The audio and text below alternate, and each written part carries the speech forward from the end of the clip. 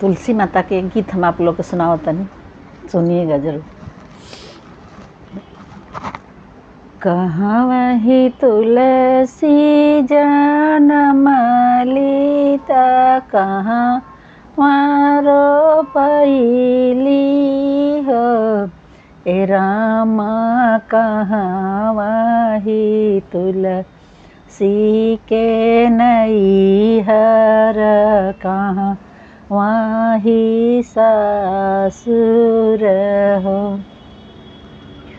कुरखेत तुलसी जनमली, मलहोरिया जरिया रोपेला हो, ए लालना कुरखेते तुलसी के नैहर, भोज पूर सासुर।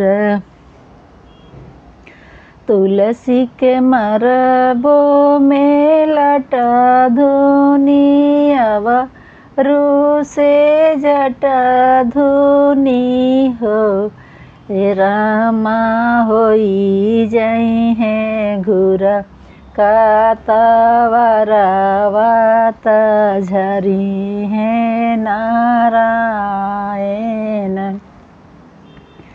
तुलसी के मरबो में लटा धुनी, अवरु से जटा धुनी हो, ए रामा होई जई हैं सूरज के ज्योतिया, तपी हैं नारायण।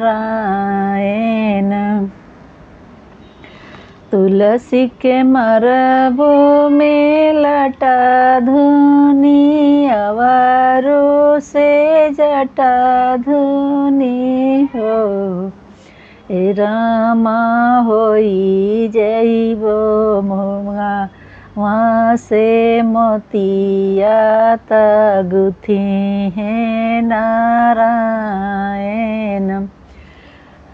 गोरे गोरे गुथी हैं बगल बीचे, रखी हैं त हृदय लगई हन हो, ए रामा गला